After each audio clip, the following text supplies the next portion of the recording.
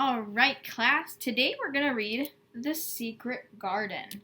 This is a story that has been adapted by Diane Mollison, and it's from the screenplay by Carol Thompson. So before we start reading, I want you to just take a look at the cover, see what you can see, and look at the title. It's called The Secret Garden. I want you to pause your video and think about what this story could possibly be about.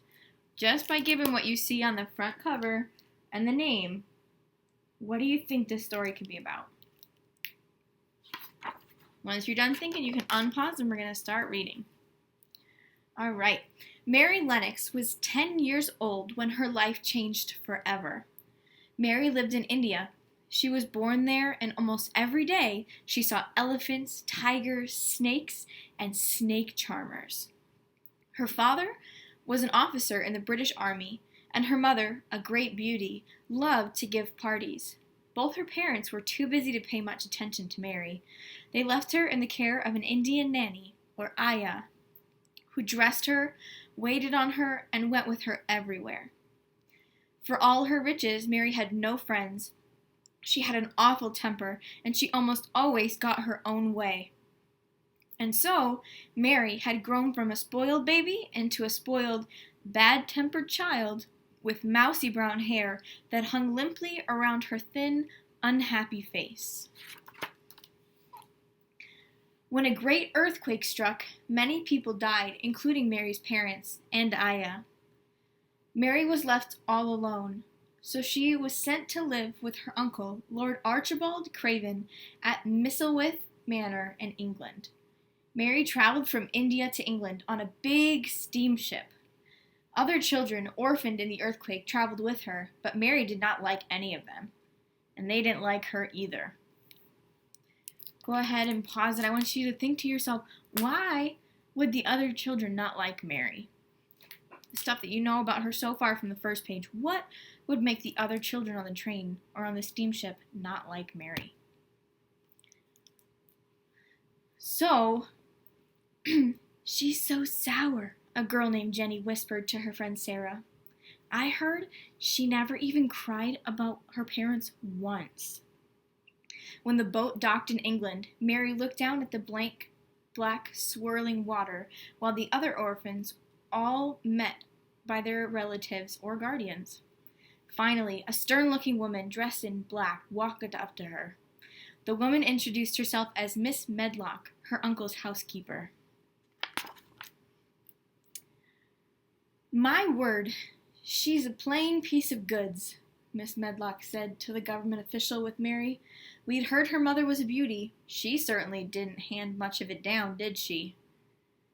She might improve as she gets older, the official kindly said. Children change. Mary decided right away that she did not like Mrs. Medlock. When they arrived at Misselwith Manor, Mary was shown to a large room with an enormous bed. Everything in the manor looked so old and big, Mary felt very small. She did not like her cold room with tapestries on the wall, nor did she like the moor that stretched around the house for miles and miles and looked like a big black sea. Look at how small she looks compared to the big building. Mary did not meet her uncle when she arrived. He's not likely to trouble himself about you, Mrs. Medlock told her. Since his wife died, he doesn't trouble himself about anyone. Mary was surprised to hear that her aunt, her mother's twin sister, had died. When Miss Medlock brought Mary her breakfast the next morning, she told Mary to stay in her room and to not go poking around the manor alone. There are near 100 rooms in this house. This one and no other is yours, she said. I won't go poking about, Mary answered sullenly. After Miss Medlock left, Mary looked sadly out the window. She could hear the wind howling over the barren moor, but the moaning she heard was not only the wind. Mary was sure she could hear someone crying. Pause the video. I want you guys to think about who else could be crying, or what else could be making a noise that sounded like something was crying.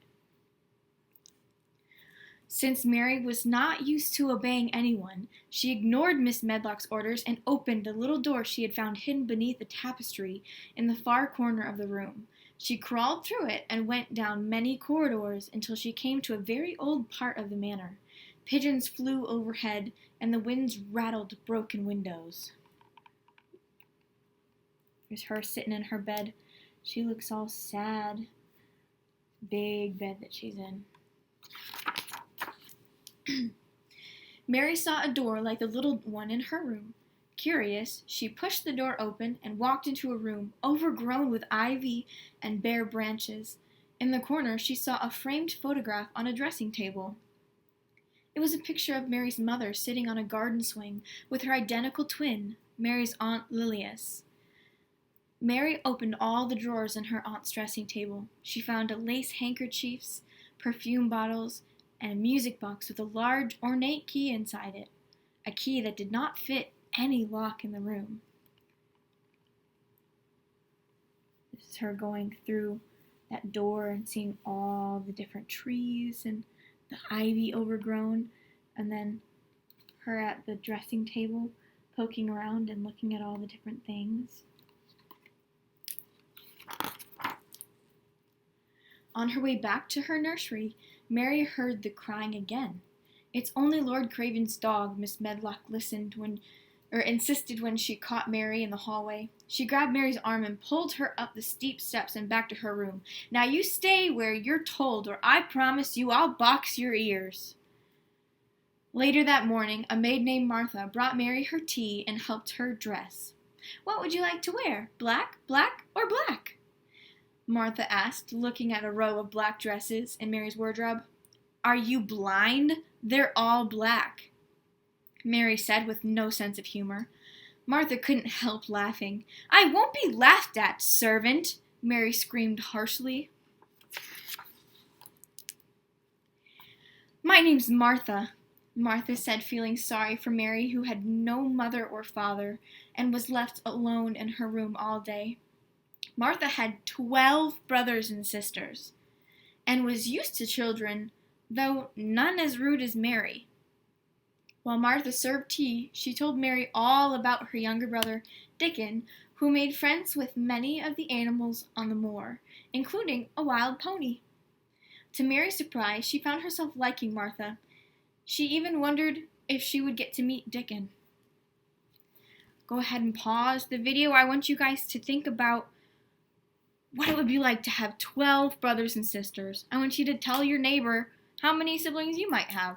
And if you have close to 12, oh my goodness.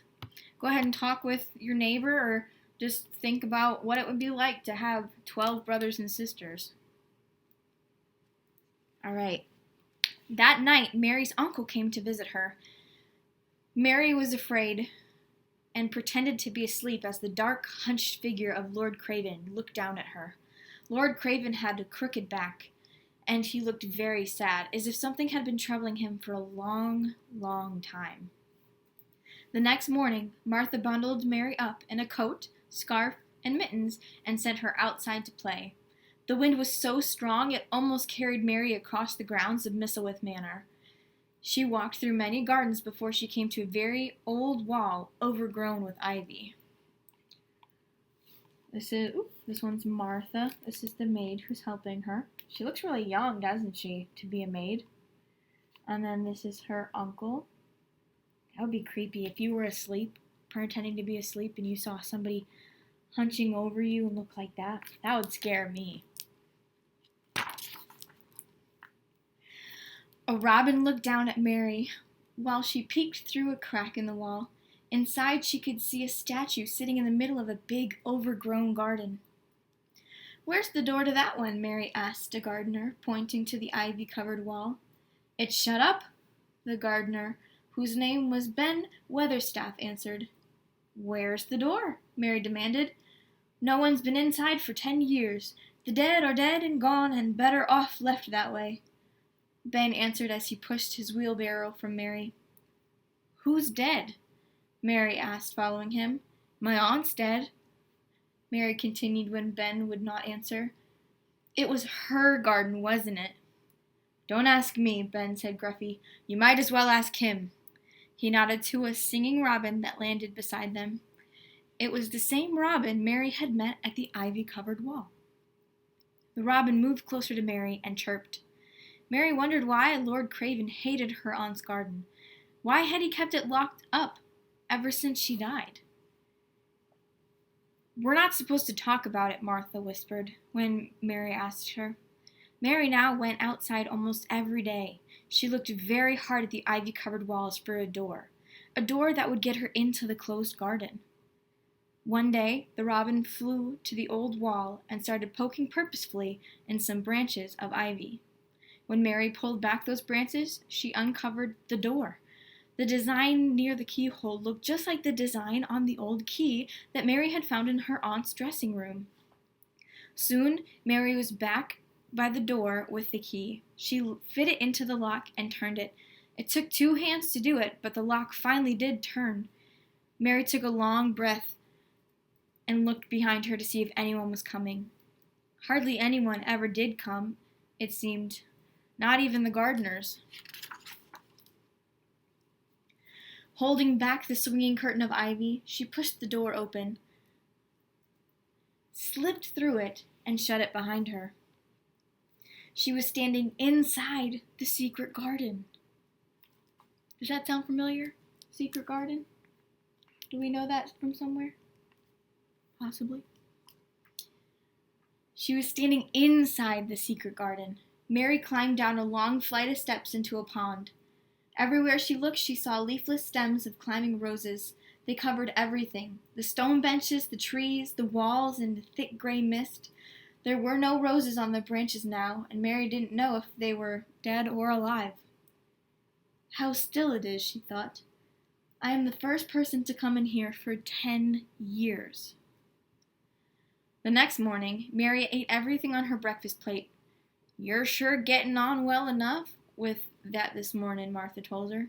It tastes nice today, Mary said between spoonfuls. Suddenly, both Martha and Mary heard a cry above the wailing of the wind. Listen, hear that? Said Mary. Martha looked nervous. Poor little Betty Butterworth, the scullery maid. She's had a toothache all morning, she said. Then she hurried Mary out of the house. Here we see Mary in the garden, walking around. It looks very, very dead and empty. And then, what do you notice about the 2 girls? Go ahead and pause and tell me if you notice anything different between Mary and Martha now and Mary and Martha at the beginning of the story. All right. Mary could not wait to get back to her garden. As she hurried through the trees, a crow flew up at her. She screamed and ducked. Soot! She heard a boy's voice call. The crow circled and landed on the boy's shoulder. He doesn't know you. You frightened him, the boy said. I frightened him? Mary answered. Come, he won't hurt you. Touch him, the boy insisted. Mary came slowly toward the boy and the crow. The boy was Martha's brother, Dickon. Dickon knew all about animals. Sometimes I think I am a bird or a fox or even part beetle, he told Mary. Animals trust me. They tell me their secrets. Mary, too, had a secret, and she wanted to tell somebody she could trust. I've stolen a garden, she blurted to Dickon. Maybe it's dead anyhow. I don't know. I would know, Dickon said. You would? Said Mary. Dickon nodded. Here's Dickon. And they see he's got the crow on his shoulder. Look at him, talking to a goose.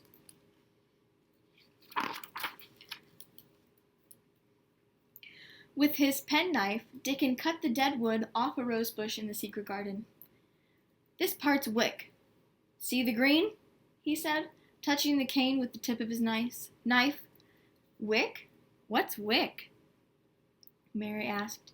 Alive, full of life.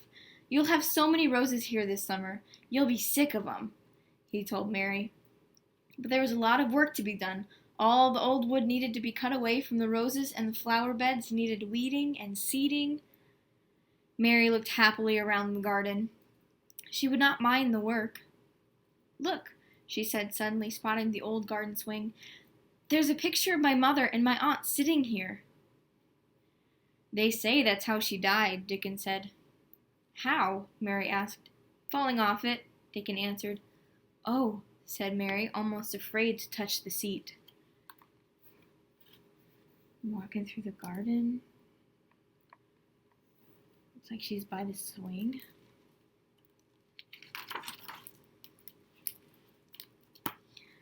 That night, Mary could not sleep. Again, she heard someone crying. Taking a candle, she peeked out into a long, dark hallway and made sure Miss Medlock wasn't coming. Her heart was beating so strongly, she felt everyone could hear it, but she followed the sound of the crying until she came to a door covered with a large tapestry. The crying seemed very near now.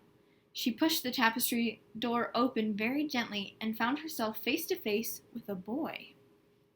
Go ahead, pause the video. I want you to think, who could this boy be? I mean, we were already told that there was a scullery maid who had a toothache, but that's a girl. Who would this boy be?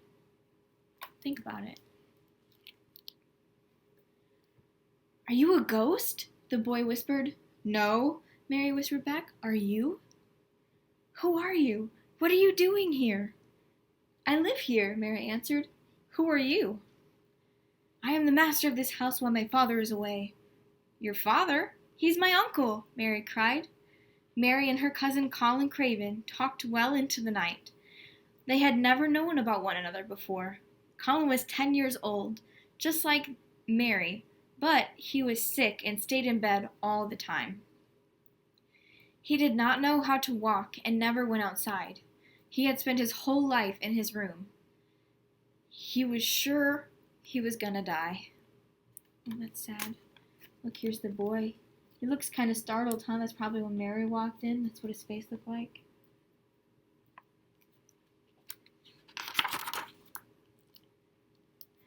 "Colin's not at all like you," Mary told Dickon, as they worked together in the garden. "His cheeks are whiter than ice and marble, whiter than these little hairs," she said, touching the roots of a bulb.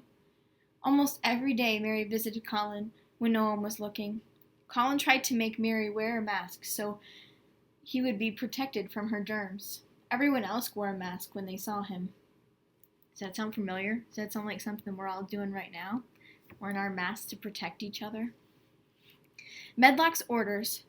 Miss Medlock protected Colin from everything. "I can't stand it," Mary said, tearing off the itchy mask. "Put it on," Colin insisted. "Stop talking to me as if you were a Rajah with emeralds and rubies stuck all over you." "I'll talk to you any way I please."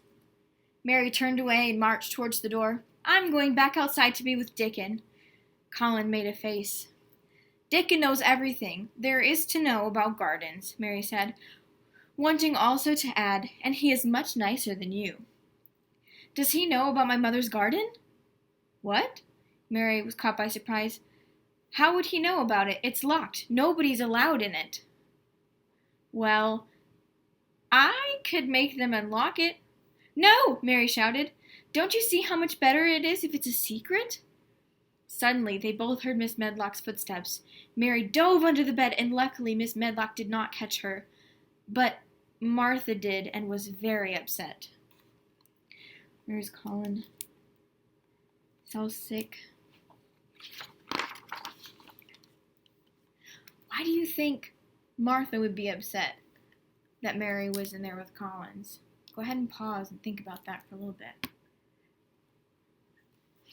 Lord Craven returned from his voyage during the night. The next day, Mary, dressed in her best clothes, was led into the library to meet him. She thought her uncle looked very sad.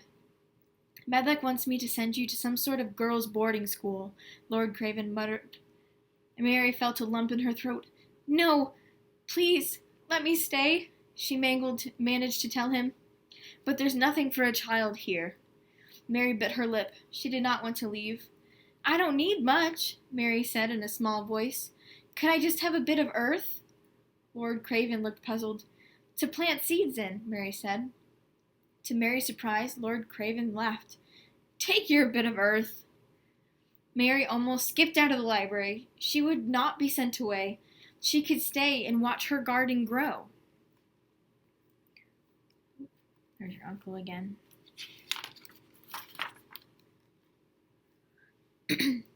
The following day, Lord Craven left on a long trip. He wouldn't be back until fall. It rained so hard that week Mary could not work in her garden. Though she often found him rude, she spent many hours with Colin, and he grew used to seeing her. When the rainstorm ended, Mary did not visit Colin as much. She was too busy working in the garden with Dickon.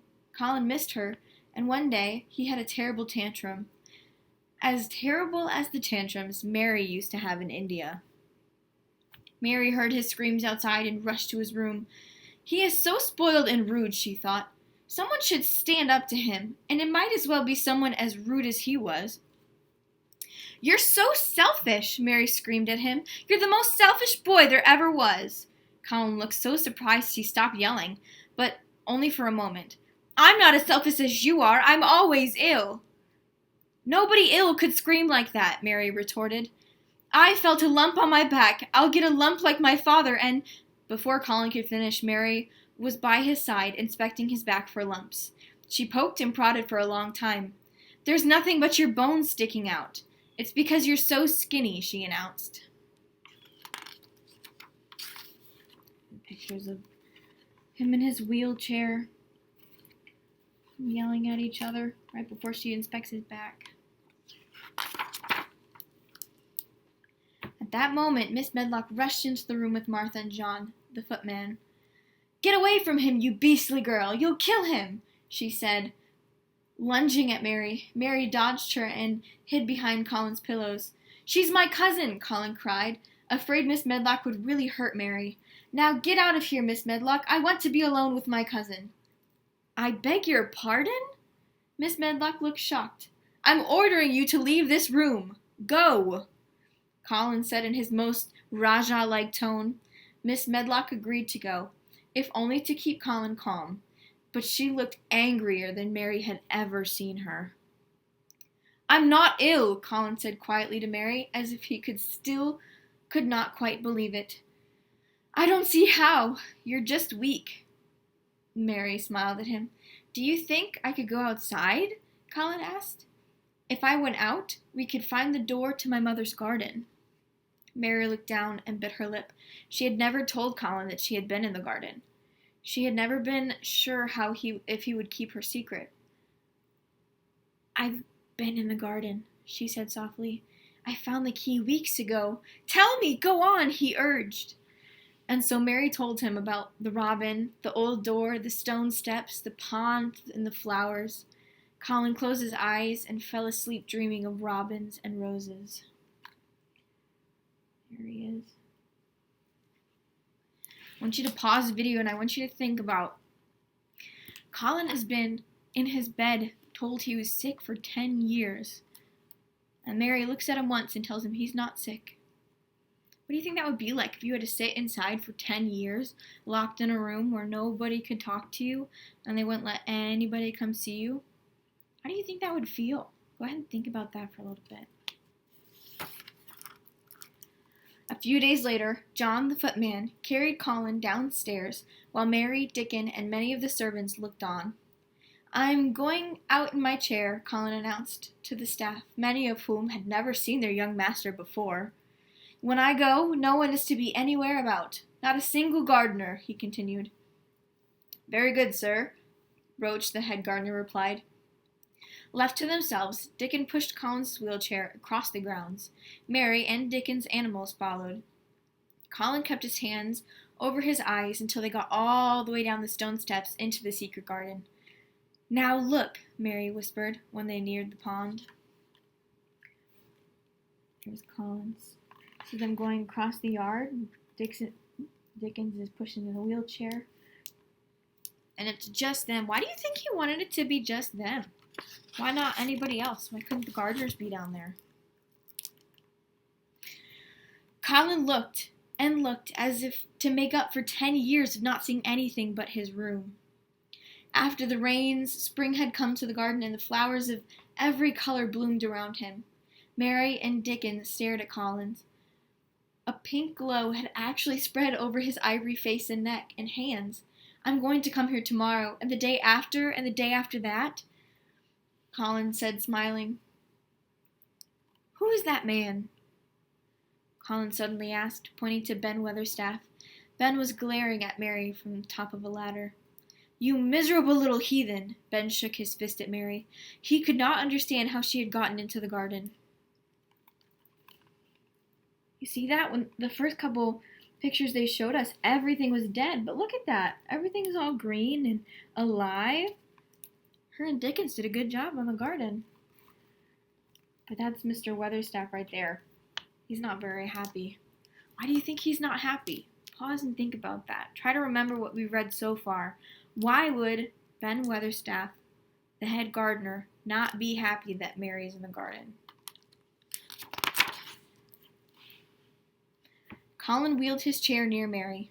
"Do you know who I am?" he asked, sitting up very straight. "Who are you?" Ben passed his hand across his face. "You're the little cripple," he said. "I'm not cripple," Colin said firmly. Your back's not crooked. You haven't got crooked legs," Ben asked. "Crooked legs? Who said I had crooked legs?" Colin demanded angrily. His anger made him feel stronger, and he struggled to get out of his chair. Dickon came nearer so Colin could hold his arms. Watching Colin, Mary muttered softly, "You can do it. You can. You can." Colin put his thin legs firmly on the ground and slowly pulled himself up until he was standing, straight and tall. He lifted his head proudly. It seemed to Mary as though Ben suddenly did something very strange. He choked and put his hands up to his face and wiped the tears streaming down his cheeks. "Don't say a word about any of this to anyone," Colin said. Ben sniffed a little and smiled. "I come here before when no one saw me." "How? Nobody's been inside for 10 years, Colin said, still standing. "I come over the wall. The roses would have died otherwise. Your mother was so fond of these roses. When she went away, the orders were that no one was to come here, but I come anyway. She gave her orders first." "I'm glad you did," Colin told him. "You'll know how to keep a secret." "Eh, lad?" Ben answered. From that day on, Colin went out to the garden almost every day. He practiced standing a bit by bit until he learned how to walk. There's Collins and Dickens, him learning how to walk in the garden.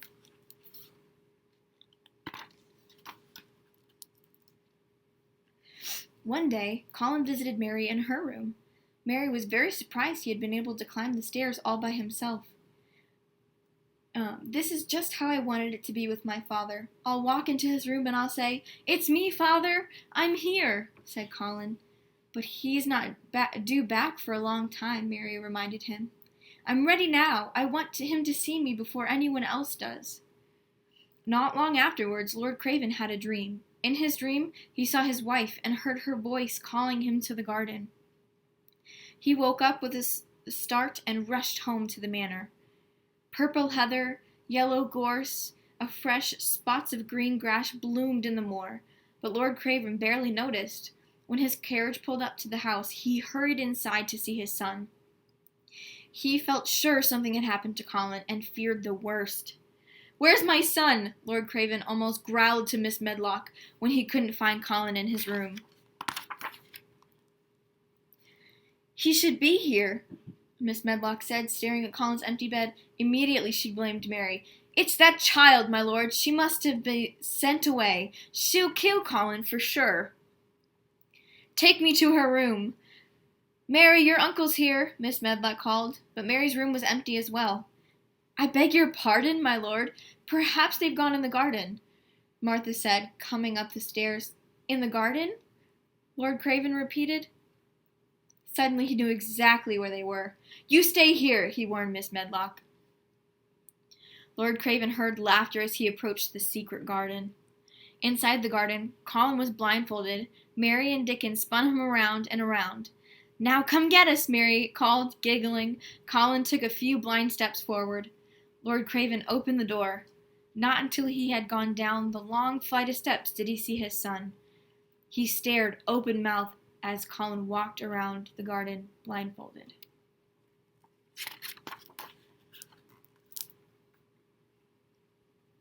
Mary peeked out of her hiding place when she saw Lord Craven. She put her hand over her mouth and gestured to Dickon to look.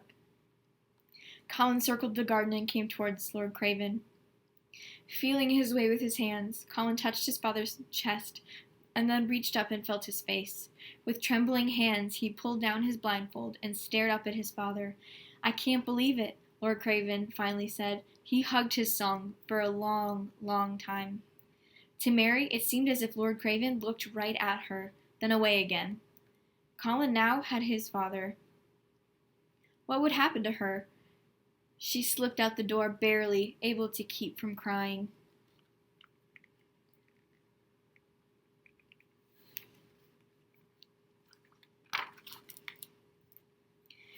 Mary was all the way out to the moor when she heard her name being called above the wind. "Mary! Mary! Mary! Why are you out here by yourself?" Lord Craven asked, coming towards her. Mary shrugged and tried to stop crying. "It was shut up," she said through her tears. "What was shut up?" asked Lord Craven. "The garden," Mary answered. "But thanks to you, Mary," he said, "it will never be shut up again. You've brought us all back to life." He hugged the little girl. Smiling, she hugged him back. Colin ran out to join them, and the three of them hugged. The secret garden had worked its magic. Smiling and laughing and holding hands, they went back inside together. The end. All right, what do you guys think of that book? Was the garden actually magic? I want you to go ahead and I want you to pause and I want you to think about what it would be like to find a secret garden that seemed to be magic. And what kind of things in your life, what do you think would change if you had a secret garden? What kind of flowers would you plant? Go ahead and I want you to pause and think about that. All right, that was a pretty good book, don't you think? All right, students, after reading The Secret Garden, what I want you to do is I want you to pull out a piece of paper and your coloring tools, and I want you to draw me your secret garden. What kind of flowers would you have? Would you have a pond? Would you have a rope swing like they had in the book? Or would you have something different? Would you have a fountain? What kind of animals would be in your garden? Would you have a lot of people? Would it be closed off? I want you to go ahead and I want you to draw a picture of what your garden would look like.